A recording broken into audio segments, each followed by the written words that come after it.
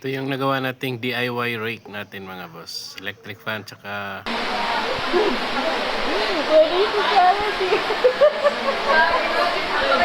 Yes, welcome mga boss.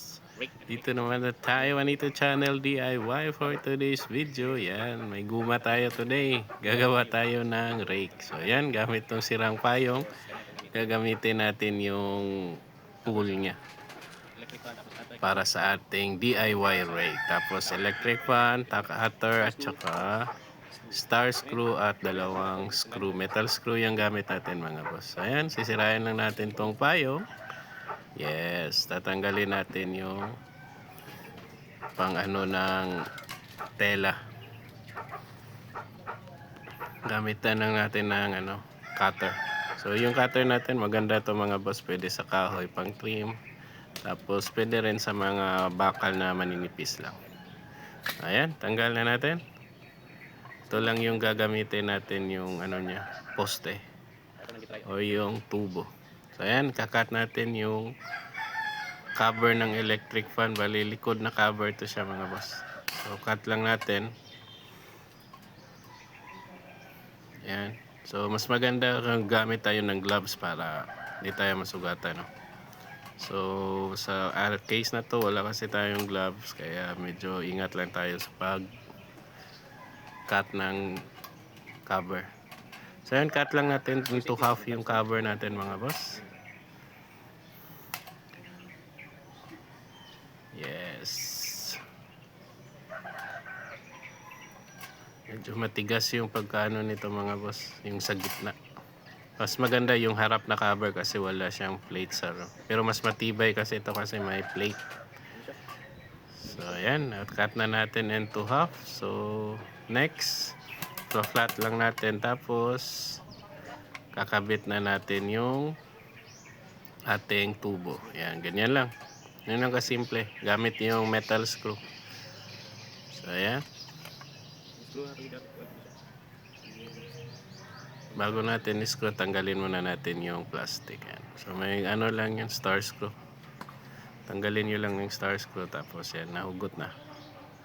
Next ay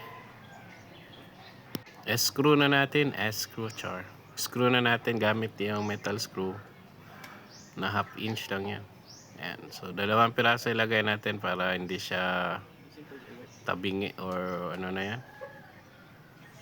Hindi siya maluwag. Hindi siya sasayaw. So ayan. So tapos na.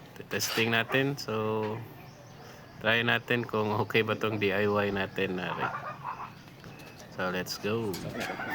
So ayan, ito na yung rake natin. Hindi ko pa tinanggal yung gilid, no. Yes.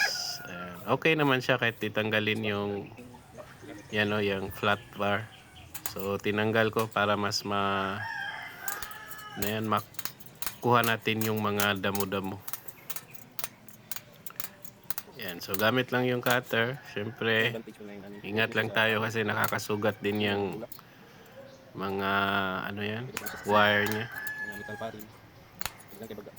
Tanggalin na lang natin yung panghawak sa cover niya.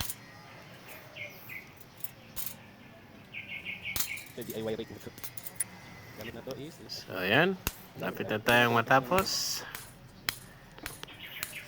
Yan yung kagandahan ng cutter natin mga boss, kasi sa tamang kapal lang ng bakal kaya niyang gunting. So ayan, tinanggal ko na. So check natin ulit